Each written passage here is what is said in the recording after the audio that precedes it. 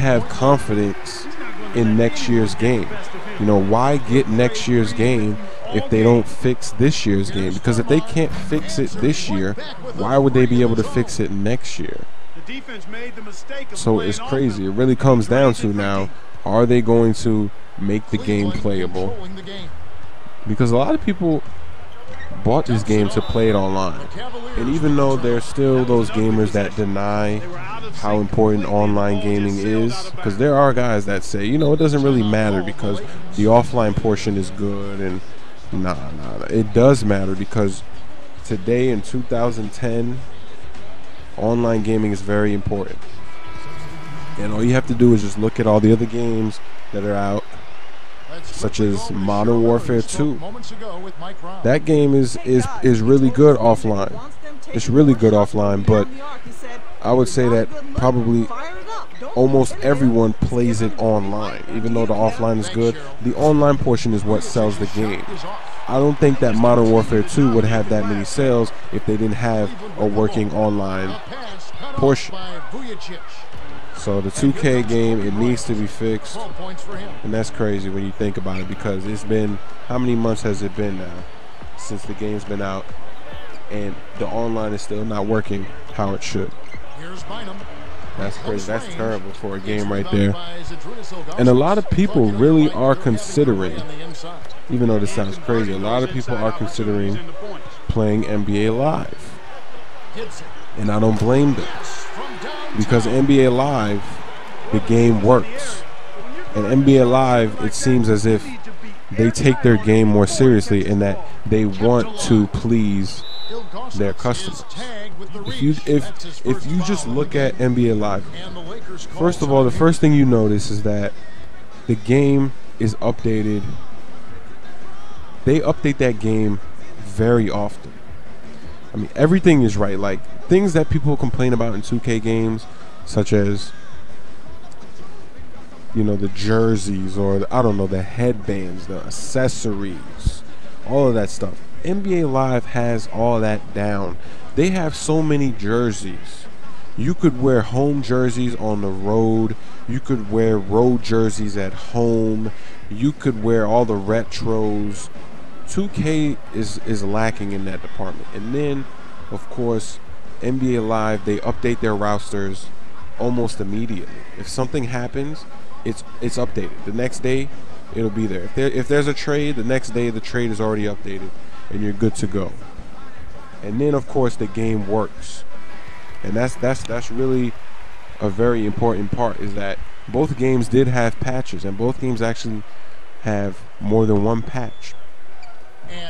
But mainly, NBA Live, their patches didn't make the game playable. The game was already playable on the first day. It's not like things were not working. They just made a lot of tweaks. They tweaked things. They altered the percentages of things. 2K, on the other hand, not only did they have to tweak things, but they had to make things playable and make things work. And even after the patch, a lot of the things that weren't working before the patch are still not working, which is really unacceptable when you think about it. So a lot of people are really considering the other games. And it turns out, from my experience of playing NBA Live is actually a very good basketball game. And I know people are going to say, people are not going to like hearing this, but NBA Live in a lot of areas is more realistic than 2K. Now the first thing though is that Live, the graphics are just not up to par. It's not so much that the graphics are bad, it's just that the graphics are not realistic. 2K's graphics look so good and so realistic, and Live's looks like it just doesn't look good at all.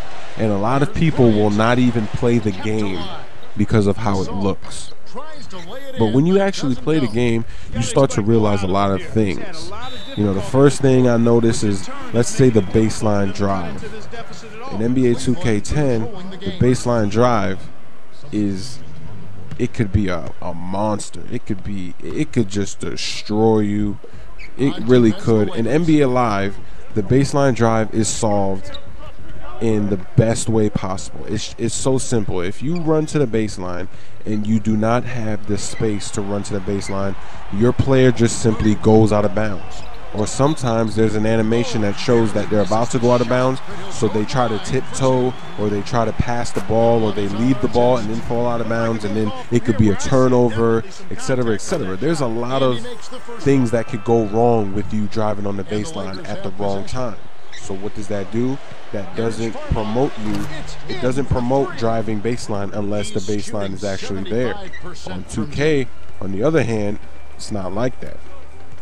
Then another problem with 2K games would be the paint. You know, getting the ball into the paint or driving into the paint sometimes in 2K can just be absolutely ridiculous, while NBA Live, getting into the paint is a hard thing to do.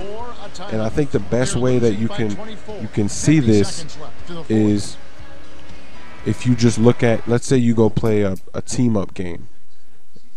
Oh, look at this. He's actually ready to quit the game. Go ahead and quit the game, my friend. Go ahead and do it. The game's basically over. You can't wait 50 seconds. You know you want to quit the game. Just quit the game. This has got to be the worst Lakers user I have ever played this year. And look at this. Waiting for opponent. That is crazy right there. That is crazy. I'm gonna have to message this guy and be like, you know, what's wrong, man? Why? Look at this. He sent me a message saying that I play cheesy. That is hilarious. He sent me a message telling me I play cheesy. Let's see what this other message is. Trying to sag off my pick and roll. Wow. Trying to sag off the pick and roll. So sagging off of the pick and roll is cheesing. I just learned that sagging off of the pick and roll is cheesing. That is crazy. He's crazy. I mean, I basically gave him a wide open jump shot with Kobe every single time he tried to do a pick and roll. And this guy is saying that, you know, all you have to do is shoot the ball. So he's in the party now. Let's talk to him. Let's see what he says, because this is all right, let's go into this party and see what's up. Yo. He doesn't even have his mic on. Yo.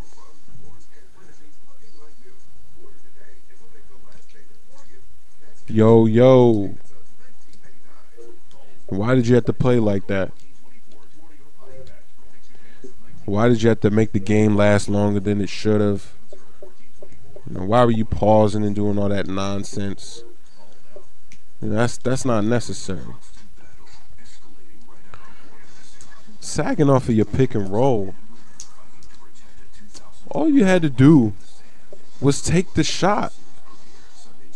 Kobe has the best mid-range game in the game, and I gave you wide open shots all. What do you mean you can't shoot with Kobe Bryant? He's on the cover of the game. You can't shoot with Kobe Bryant? Go to practice. His shot is one of the easiest jumpers in the game. That's all you had to do was, yeah, man, just take the L. You know, it's not that serious. Just take the L, man. Just take the L. It's not that serious. The game. All right, man.